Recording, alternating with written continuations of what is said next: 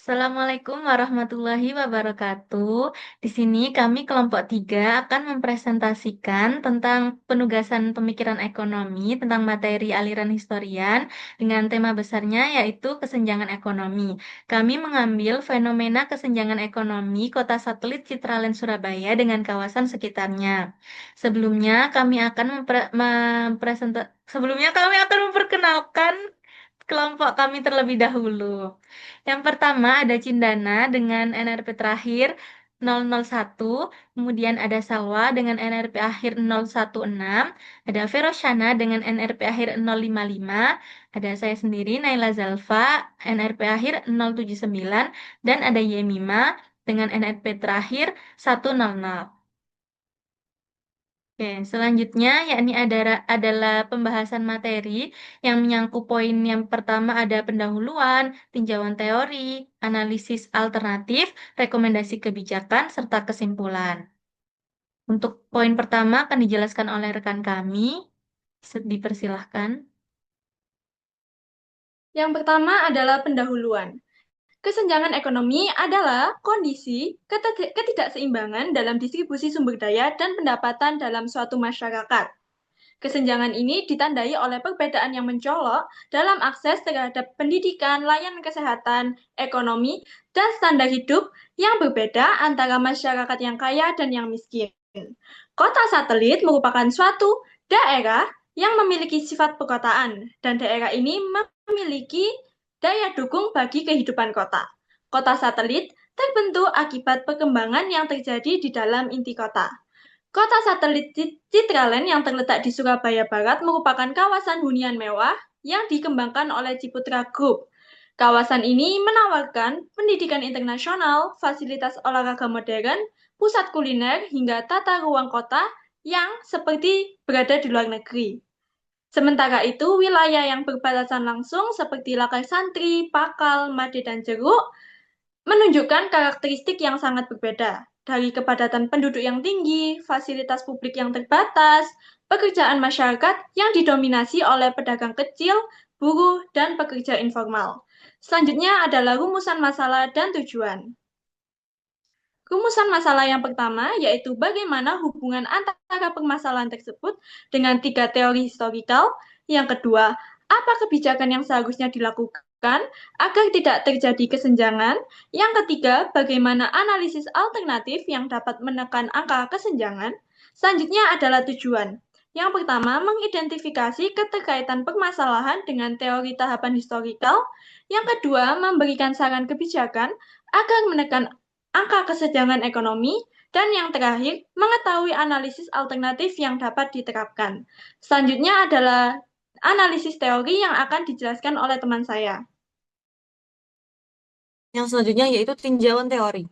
Yang pertama ada Old Historical School. Pendekatan Old Historical School sendiri melihat kesenjangan sebagai akibat dari struktur sosial dan ekonomi yang telah tertanam lama, seperti perbedaan kepemilikan aset, kelas sosial, dan akses peluang. Teori ini menekankan bahwa ketimpangan di masa kini merupakan kelanjutan dari kondisi historis yang tidak merata. Relevansinya terhadap isu yang kami bahas yaitu sebelum adanya Citraland dibangun ini, masyarakat sekitar didominasi oleh kelompok yang berpendapatan rendah seperti buruh dan pedagang kecil. Setelah Citraland dibangun, kemudian diisi dengan masyarakat yang berpendapatan tinggi, termasuk pengusaha dan profesional. Terbatasan aset awal dan rendahnya daya tawar masyarakat lokal menciptakan investasi besar masuk. Kesenjangan budaya pun muncul karena perbedaan nilai sosial yang sudah lama tertanam. Yang kedua yaitu yang historical school. Yang historical school menekankan peran urbanisasi, transformasi ekonomi modern, migrasi, dan perubahan gaya hidup sebagai penyebab kesenjangan. Relevansinya yaitu urbanisasi Surabaya meningkat sebesar 0,63% per tahun sehingga permintaan hunian modern meningkat secara pesat. Perubahan gaya hidup elit digital land tidak diikuti oleh kemampuan ekonomi masyarakat sekitar. Perbedaan akses fasilitas modern juga dirasakan, seperti sekolah internasional dan sekolah negeri, yang menciptakan cultural gap yang signifikan. Yang ketiga yaitu Later Historical School. Later Historical School menekankan pada peran institusi, kebijakan pemerintah, kapitalisme properti, dan investasi modal sebagai faktor utama penyebab kesenjangan ekonomi. Relevansinya yaitu investasi Citraland jauh lebih besar dibanding investasi pemerintah pada wilayah sekitar. Tata ruang Citraland dikelola juga secara eksklusif dengan fasilitas keamanannya sehingga mempersempit interaksi sosial yang ada. Perbedaan pendapatan juga menunjukkan sebagai kategori kesenjangan sedang menurut klasifikasi Bank Dunia. Bisa dilanjut? Baik, terima kasih. Saya akan melanjutkan materi mengenai analisis alternatif. Menurut kelompok kami, analisis alternatif yang dipilih ini berdasarkan pada teori tahapan pembangunan yang dicetuskan oleh tokoh-tokoh aliran historis. Salah satunya diusung oleh Frederick List, yang mengatakan bahwa perekonomian itu tidak berkembang secara seragam atau linier, tetapi melalui serangkaian fase atau tahapan evolusioner yang unik dan bergantung pada konteks sejarah suatu bangsa atau wilayah.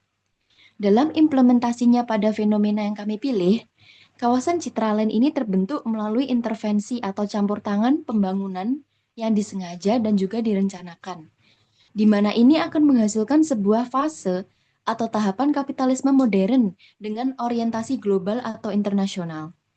Fenomena ini tentunya menunjukkan adanya lompatan tahapan ekonomi di mana perkembangannya terjadi secara kontinu atau berkelanjutan dari fase-fase historis sebelumnya. Sedangkan di kawasan sekitarnya, yaitu di wilayah perkampungan, itu masih terjebak dalam tahapan ekonomi tradisional, di mana sebagian besar masyarakatnya itu masih mengandalkan pekerjaan yang bersifat lokal, bersifat tradisional.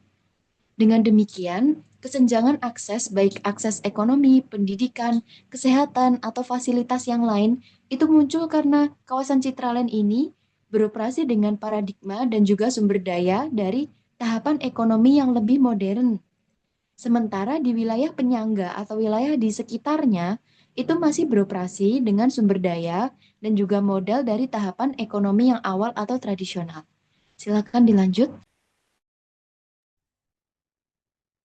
Ya, jadi ini ada beberapa rekomendasi atas temuan kesenjangan ekonomi antara Citraland dan kawasan sekitarnya yang telah kami analisis sebelumnya. Jadi, rekomendasi kebijakan yang pertama adalah kami merekomendasikan pembangunan infrastruktur sosial di wilayah sekitar Citraland, seperti misalnya Lakar Santri dan Pakal, terutama dalam bentuk peningkatan fasilitas publik, ruang terbuka hijau, sanitasi, dan penataan lingkungan agar manfaat pembangunan tidak hanya terkonsentrasi di kawasan elit. Yang kedua, kami mengusulkan perluasan akses pendidikan berkualitas bagi masyarakat lokal melalui beasiswa, kerjasama institusi pendidikan di Citraland, serta pelatihan vokasi untuk meningkatkan mobilitas sosial. Yang ketiga, dari sisi ekonomi, pemerintah dan pengembang perlu mendorong pemberdayaan masyarakat lokal melalui pembiayaan UMKM, pelatihan digital, serta penataan pasar tradisional yang lebih layak, sehingga warga lokal ini dapat ikut menikmati pertumbuhan ekonomi kawasan.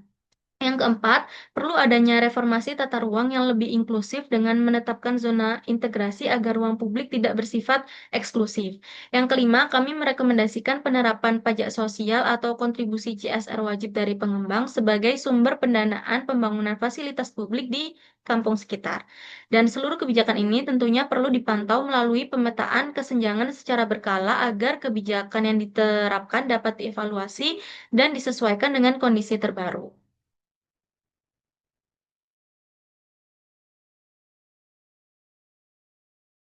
Baik, selanjutnya merupakan kesimpulan.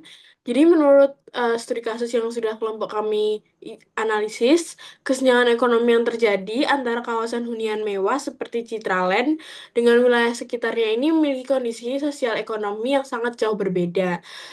Dapat kita lihat bahwa terdapat perbedaan akses pendidikan, layanan kesehatan, infrastruktur, hingga peluang ekonomi yang menjadi faktor utama yang menciptakan disparitas tersebut. Lalu, kelompok kami mengidentifikasi studi kasus tersebut menggunakan 3 teori historical, Old, Young, dan Later Historical School, yang masing-masing menjelaskan perubahan sosial, urbanisasi, dan dinamika investasi yang mempengaruhi ketimpangan di wilayah tersebut. Kelompok kami juga sudah menyebutkan bahwa memberikan rekomendasi kebijakan yang sekiranya dapat diterapkan untuk mengurangi kesenjangan ekonomi sosial yang terjadi di kawasan hunian tersebut. Sekian dari kelompok kami, kurang lebihnya mohon maaf. Dan terima kasih.